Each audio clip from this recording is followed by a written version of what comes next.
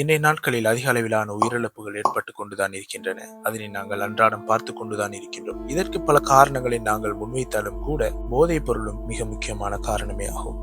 அந்த வகையில் இந்த வீடியோ முழுக்க முழுக்க போதைப் பொருள்களை சார்ந்ததாக காணப்படும்.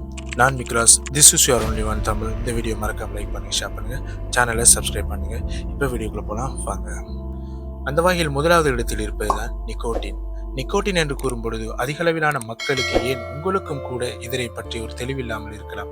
ஆனால் நாங்கள் அன்றாடம் எமது வாழ்வில் பார்த்து கொண்டுதான் இருக்கிறோம். புகையிலை எனும் வடிவத்தில் இந்த நிக்கோட்டின் பயன்பட்டு கொண்டுதான் இருக்கின்றன. அதனை சிகரெட்டிலும் பயன்படுத்துகிறார்கள். பெண்கள் இலையாக பயன்படுத்துவதையும் நாங்கள் பார்த்து கொண்டுதான் இருக்கிறோம். இந்த நிக்கோட்டினை உற்பத்தி செய்வதற்கு அமெரிக்காவுக்கு வருடாந்தம் பல பில்லியன் டாலர்கள் செலவாவதாக கூறுகிறார்கள். அதே போல வருடாந்தம் 4,80,000 உயிரிழப்புகள் ஏற்படுவதாக அமெரிக்க ஆய்வுகள் கூறுகின்றன. இந்த நிக்கோட்டினை நாங்கள் எடுத்துக்கொள்வதனால் எவ்வாறான பக்க விளைவுகள் ஏற்படுகின்றது என்று பார்த்தோமானால், முதலாவது எமது மிக முக்கிய உறுப்புகளான தொண்டை, அதே போல சுவாசப்பை, நுரையீரல் என்று கூறுவோம், அந்த உறுப்பையின் மோசமான வடிவத்தில் பாதிக்கின்றதாக அறிக்கைகள் கூறுகின்றது.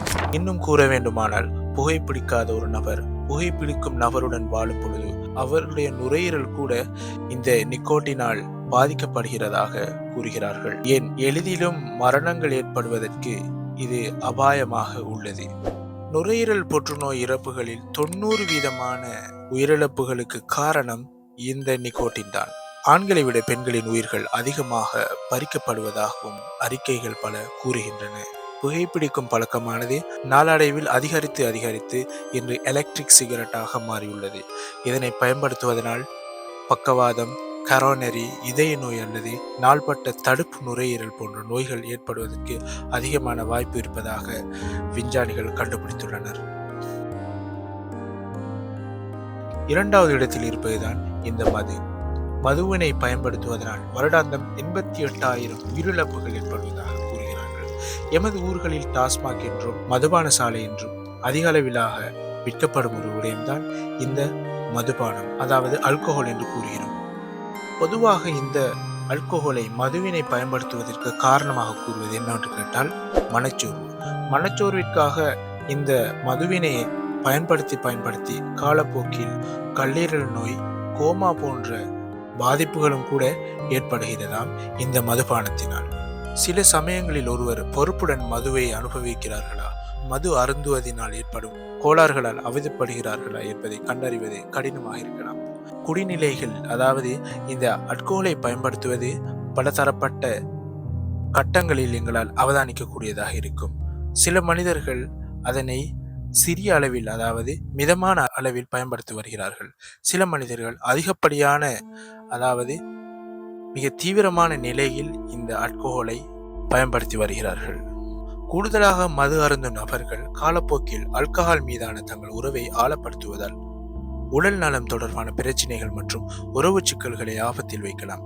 அதிக மற்றும் நீண்ட கால மது அருந்துவது மூளை பாதிப்பு, சிறுநீரகம் மற்றும் கல்லீரல் பாதிப்பு, நிதி இழப்பு, மோசமான நினைவாற்றல், புற்றுநோய் தாக்குதலின் அதிக ஆபத்து, எரிச்சல், ஆல்கஹால் திரும்ப பெறுதல் எனும் பலவிதமான பாதிப்புகளுக்கு அந்த மனிதர் உட்படுகிறார். மூன்றாவது இடத்தில் இருப்பதுதான் ஹெரோயின். மிக மோசமான போதைப் பொருட்களில் இது ஒன்றாகும். செயற்கையாக உருவாக்கப்படும் இந்த போதைப் பொருளானது அதிக அளவிலான மனிதர்களின் உயிர்களை பறிப்பதாக இங்கே கணக்கிடப்படுகிறது. பொதுவாக பாப்பி விதைகளிலிருந்து உருவாக்கப்படும் இந்த ஹெரோயின் வெள்ளை நிற தூள் வடிவில் காணப்படுகிறதாம். இதற்கு பல வகையான பெயர்களை வைத்து கூட அழைக்கிறார்கள். பிக் எச், பிளக் டேர், அதே போல இன்னும் ஏராளமான பெயர்கள் கொண்டு இந்த ஹெரோயின் அழைக்கப்படுகிறது. 2 வகைகளில் இந்த ஹெரோயினை அடையாளப்படுத்தக்கூடியதாக இருக்கும். ஒன்று பழுப்பு நிறத்தில் இருக்கும், இன்னொன்று அதிகப்படியான கருப்பு நிறத்தில் தார் போன்ற வடிவத்தில் காணப்படுவதாகவும் இதனை வகைப்படுத்துகிறார்கள். ஹெரோயின் 2011 4,454 பேரை கொன்றது. 2016 15,961 இறப்புகள் அதிகரித்தது. இவ்வாறு ஆரம்ப காலகட்டத்தில் பல உயிரிழப்புகளை இது ஏற்படுத்தினால் இன்று 10 வருடங்கள் தாண்டி எவ்வாறான உயிரிழப்புகளை ஏற்படுத்தும் என்று உங்களால் அவதானிக்கக்கூடியதாக இருக்கும். துரதிருஷ்டவசமாக ஹெரோயின் போதைப் பொருள் ஏற்கனவே போதைப் பொருளால் போராடும் நபர்களின் முன்னணி கொலையாளியாக இந்த ஹெரோயின் திகழ்கிறது. இந்த ஹெரோயினை ஊசியின் மூலமாக உட்செலுத்தி தமது தீவிர பரவச உணர்வுகளை உருவாக்குவதன் மூலம் மனதை பாதிக்கின்றதாம். ஹெரோயினின் பரவசமான அவசரத்தின் காரணமாக அடிமையாதல் எளிதானதாக இருக்கும். வெளியேறுவது என்பது மிகவும் கடினமான விடயமாகும். உதாரணமாக அந்த மனிதரை பார்க்கும் பொழுது நீல நிற உதடுகளை கொண்டு காணப்படுவார். ஆழமற்ற சுவாசம், வலிப்பு, கோமா போன்ற அறிகுறிகளை எங்களால் பார்க்கக்கூடியதாக இருக்குமா. 4வது இடத்தில் இருப்பதுதான் கொக்கைன். 1970களில் அமெரிக்காவில் பிரபலமாக காணப்பட்டதுதான் இந்த கொக்கைன் போதைப் பொருள்.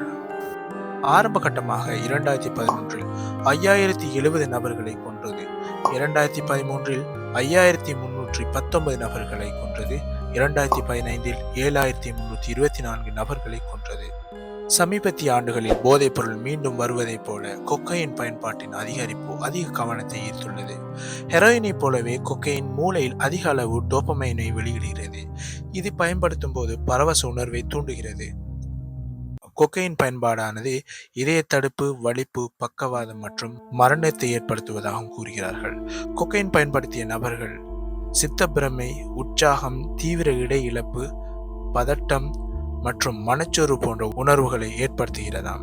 ஒரு நபர் கொக்கைனை பயன்படுத்துவதனால் நாளடைவில் அவரது மனதையும் உடலையும் மிகவும் சேதப்படுத்துகிறது. அது உருவாக்கும் பரவச உணர்வுகள் மனச்சோர்வு மற்றும் மன அழுத்தத்துடன் போராடுபவர்களுக்கு ஒரு உணர்ச்சி சார்பு நிலையை உருவாக்குகிறது. இது ஒருவரை தற்காலிகமாக சிரமங்களை மறந்து வெல்ல முடியாததாக உணரக்கூடிய உயர்வை உருவாக்கினாலும் கூட நாளடைவில் அவருடைய உயிரை பறிக்கத்தான் செய்கிறது. இவ்வாறான போதைப் பொருள்களில் இருந்து எங்களது குடும்பத்தையும் தடுப்போமானால் இந்த சமூகம் அதே போன்று இந்த நாடும் கூட சுத்தமாக்கப்படுவதற்கு அதிகமான வாய்ப்புகள் உள்ளது. இந்த வீடியோ உங்களுக்கு பிடிச்சிருக்கும் நம்புறேன். மறக்காம இந்த வீடியோ லைக் பண்ணுங்க, ஷேர் பண்ணுங்க, சேனலை சப்ஸ்கிரைப் பண்ணுங்க. தேங்க்ஸ் ஃபார் வாட்சிங்.